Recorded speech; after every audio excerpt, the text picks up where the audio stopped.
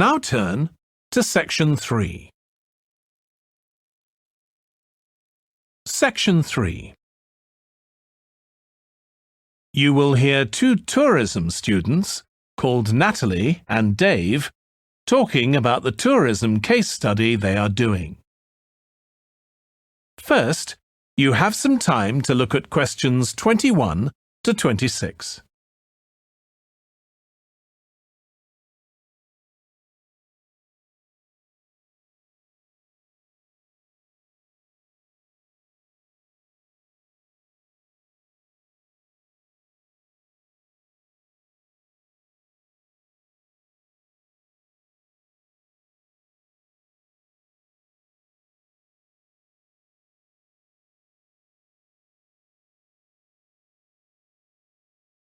Now listen carefully and answer questions 21 to 26.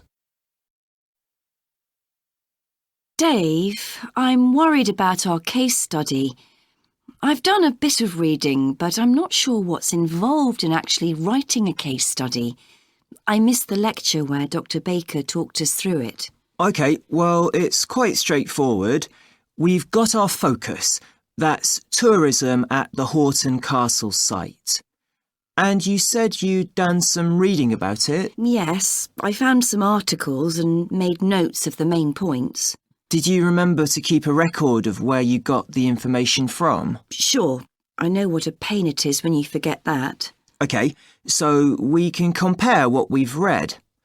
Then we have to decide on a particular problem or need at our site. And then think about who we're going to interview to get more information. OK, so who'd that be? The people who work there? And presumably some of the tourists too? Yes, both those groups. So we'll have to go to the site to do that, I suppose. But we might also do some of our interviewing away from the site. We could even contact some people here in the city, like administrators involved in overseeing tourism. OK, so we'll need to think about our interview questions and fix times and places for the meetings. It's all going to take a lot of time. And if we can, we should ask our interviewees if they can bring along some numerical data that we can add to support our findings. And photographs? I think we have plenty of those already. But Dr. Baker also said we have to establish with our interviewees whether we can identify them in our case study or whether they want to be anonymous. Oh, I wouldn't have thought of that.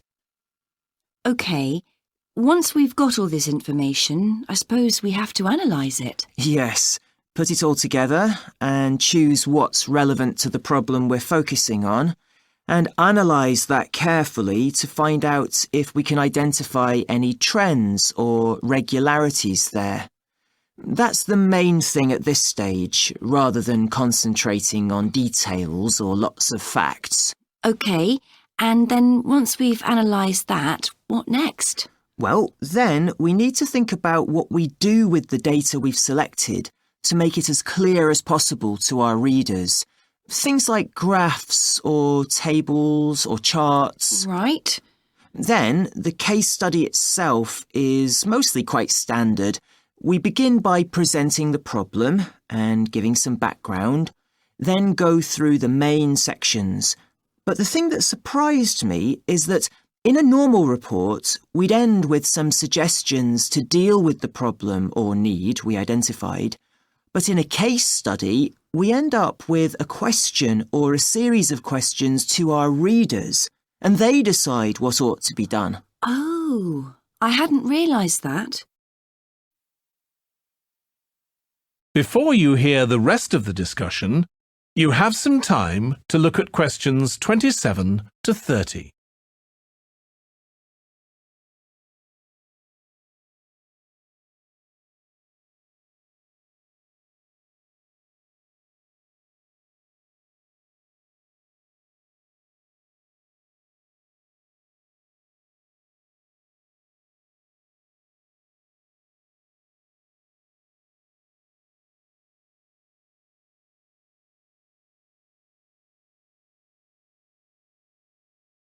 Now listen and answer questions 27 to 30. So, basically, the problem we're addressing in our case study of the Horton Castle site is why so few tourists are visiting it. And we'll find out more from our interviews, but I did find one report on the internet that suggested that one reason might be because, as far as transport goes, access is difficult. I read that too, but that report was actually written 10 years ago when the road there was really bad, but that's been improved now.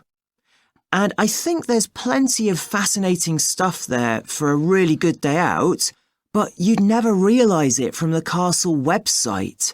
Maybe that's the problem. Yes, it's really dry and boring. I read somewhere a suggestion that what the castle needs is a visitor centre. So we could have a look for some information about that on the internet. What would we need to know? Well, who'd use it for a start? It'd be good to know what categories the visitors fell into too, like school parties or retired people. But I think we'd have to talk to staff to get that information. OK, and as we're thinking of suggesting a visitor centre, we'd also have to look at potential problems. I mean, obviously it wouldn't be cheap to set up. No, but it could be a really good investment. And as it's on a historical site, it'd need to get special planning permission, I expect. That might be hard. Right, especially as the only possible place for it would be at the entrance, and that's right in front of the castle. But it could be a good thing for the town of Horton. At present, it's a bit of a ghost town. Once they've left school and got any skills or qualifications, the young people all get out as fast as they can to get jobs in the city, and the only people left are children and those who've retired. Right. Something else we could investigate would be the potential damage that tourists might cause to the castle site. I mean, their environmental impact. At present, the tourists can just wander around wherever they want. But if numbers increase, there might have to be some restrictions, like sticking to marked ways.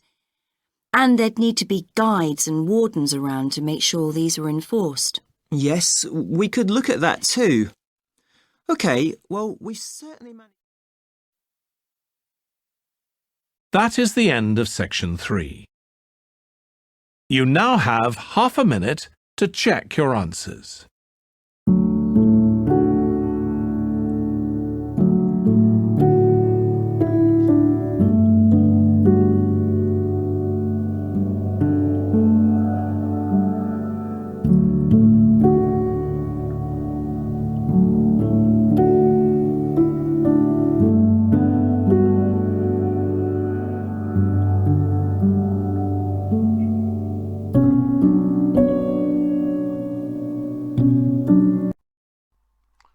Hi, this is IELTS Bob.